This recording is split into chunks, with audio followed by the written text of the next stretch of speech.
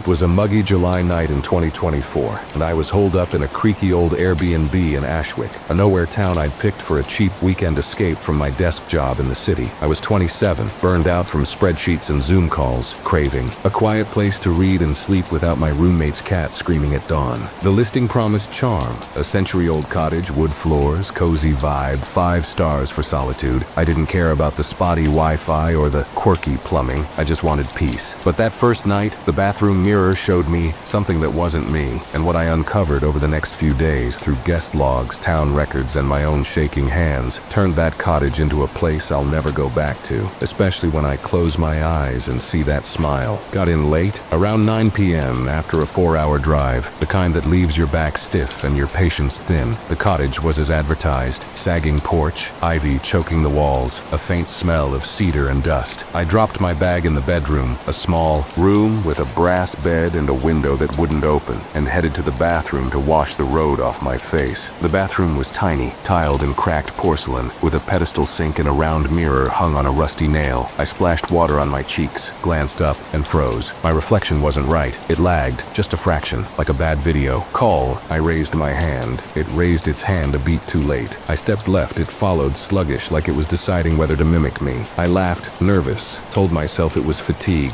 the dim light bulb flickering overhead. I dried my face, avoided the mirror, and went to bed, the cottage creaking like it was settling around me. Sleep didn't come easy. The bed was lumpy, the air too warm, and every noise, wind rattling the shutters, branches scraping the roof, felt like a warning. Around 2 a.m. I woke, heart pounding, sure something had moved in the room. The moonlight spilled through the window, weak and gray, and I glanced toward the open bathroom door. There, in the mirror, was a shadow, not mine. Not a reflection of anything in the room. It was tall, vague, like a smudge of ink, standing where my reflection should have been. I sat up, breath caught, and saw it shift, its head tilting, and then a smile, wide and sharp, glinting like it caught light that wasn't there. I blinked, and it was gone. Just my own pale face staring back, eyes wide. I slammed the bathroom. Dolor dragged a chair against it and didn't sleep again. The smile burned into my head. Morning came, sluggish and humid, and I almost convinced myself it was a dream. I checked the mirror. Normal, reflecting the sink, the tiles, my tired face. I laughed it off, made coffee, but the cottage felt different. Smaller, like the walls were listening. I found the guest book on the kitchen table, a leather-bound thing, with reviews going back years. Most were glowing.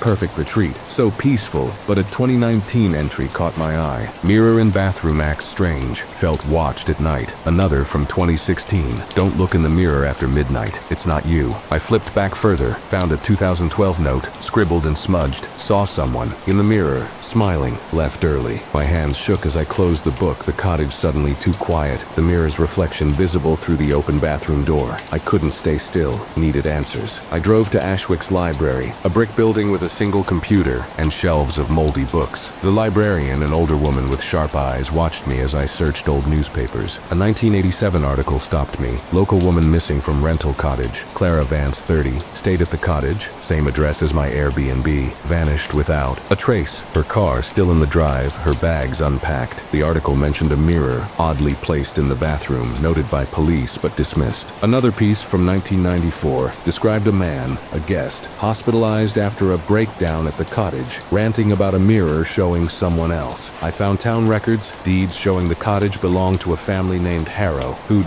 lived there until 1975, when the last Harrow Eliza died under uncertain circumstances. No details, just a note. Found in bathroom, mirror shattered. Back at the cottage, I checked the mirror again, ran my fingers over the frame, found scratches, old and deep, like someone had tried to pry it off. I covered it with a towel, but the air felt heavy, like the room was holding its breath. That night, I stayed up, phone in hand, recording the bathroom door. At 1:47 a.m., the towel fell. No sound, no breeze, just dropped to the floor. The mirror was dark, not reflecting the bedroom light, and the shadow was back, clearer now. Shoulders, arms, that same sharp smile. It moved, leaning closer, like it was pressing against the glass from the inside. I grabbed my keys, ready to bolt, but my phone buzzed. A notification from the Airbnb app, a review for my stay, posted seconds ago. You're a lovely guest. Stay longer. I hadn't checked out. I ran to my car, didn't look back, drove to a motel an hour away. The next day, I contacted the host, a generic profile with no photo. I demanded answers, mentioned the mirror, the guest book. They replied, "Mirror is antique, harmless, no refunds for early departure." I checked the listing. It it was gone, delisted overnight. I went to the town hall, found a Harrow family photo in the archives. Eliza, stern-faced, standing by the cottage's porch, and behind her in the bathroom window, a round mirror glinting. I dug deeper, found a 1975 police report. Eliza was found dead, face frozen in a scream, the bathroom mirror in pieces, her hands bloodied like she'd fought it. A neighbor's statement said she'd talked about someone in the glass, watching her sleep, smiling. I stayed in the motel, but the dreams came. Me in the cottage, the mirror showing not my face but hers, Eliza's, smiling, her hands reaching through the glass. I found one last clue in my bag, slipped into a pocket I hadn't used. A guest book page, torn out, dated 1974, in Eliza's handwriting. It's not a mirror. It's a door. Don't look too long. I burned it, moved back to the city, but I avoid mirrors now, cover them at night, because I feel her, or it, watching, waiting. If you're in Ashwick, if you rent a cottage with an old mirror, don't look. Don't stay, because it's not your reflection and it's smiling for a reason.